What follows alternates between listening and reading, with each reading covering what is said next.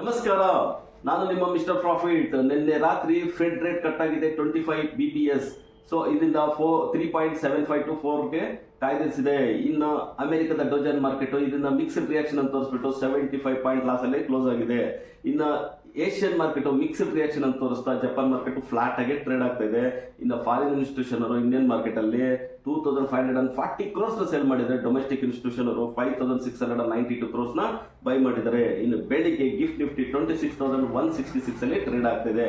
ನಿನ್ನೆ Nifty 117 points gain ಆಗಿಬಿಟ್ಟು 26,053 ಅಲ್ಲಿ ಕ್ಲೋಸ್ ಆಗಿದೆ. ನಿನ್ನೆ ಸ್ಟ್ರಾಂಗ್ ಆಗಿ ಮೂವ್ ಆಗಿರೋ ಸೆಕ್ಟರ್ ಅಂದ್ರೆ IT, commodity, FMCG, energy sector ಅಂತ ಹೇಳ್ಬೋದು. ವೀಕ್ ಆಗಿದೆ ಅಂದ್ರೆ ಆಟೋ ಮತ್ತು ಡಿಫೆನ್ಸ್ ಸೆಕ್ಟರ್.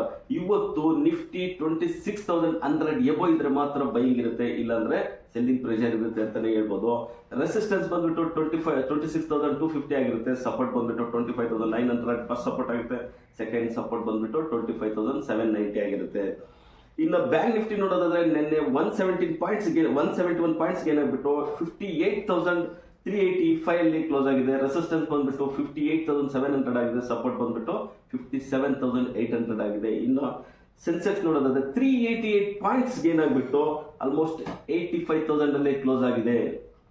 ಇನ್ನು ವರ್ಲ್ಡ್ ಬ್ಯೂವರೇಜಸ್ ಲಿಮಿಟೆಡ್ ಇದು ಸಾಫ್ಟ್ ಬ್ಯೂವರೇಜಸ್ ಅಲ್ಲಿ ಇದ್ದು ಈಗ ಆಲ್ಕೋಹಾಲ್ ಬ್ಯೂವರೇಜಸ್ಗೂ ಬಿಸ್ನೆಸ್ ನ ಎಕ್ಸ್ಟೆಂಡ್ ಮಾಡ್ತಾ ಇದ್ದಾರೆ. ಇದು ಗುಡ್ ಇನ್ವೆಸ್ಟ್ಮೆಂಟ್ ಐಡಿಯಾ ಅಂತ ಹೇಳ್ಬೋದು. ಇವತ್ತು ಮೇಜರ್ ರಿಸಲ್ಟ್ಸ್ ಅಂದ್ರೆ Adani power, Cipla, Dabur, Exide industry, Hyundai, IEX, IFB industries, ITC, LT foods, Manyavar, Swiggy ಇವೆಲ್ಲ ಮೇಜರ್ ರಿಸಲ್ಟ್ಸ್ ಆಗಿರುತ್ತೆ. ಇನ್ನು ಇವತ್ತು ಸೆನ್ಸೆಕ್ಸ್ ಎಕ್ಸ್ಪೈರಿ ಇದೆ. ಸೊ ಒಂದು ಬಿಗ್ ವಾಲಟೈಲ್ ನೋಡೋ ಸಾಧ್ಯತೆ ಹೆಚ್ಚಾಗಿರುತ್ತೆ. ನೀವು ಇದ್ರ ಬಗ್ಗೆ ಕಮೆಂಟ್ ಮಾಡಿ, ನಮ್ಮ ಚಾನಲ್ ಲೈಕ್ ಮಾಡಿ, ಸಬ್ಸ್ಕ್ರೈಬ್ ಮಾಡಿ, ಶೇರ್ ಮಾಡಿ.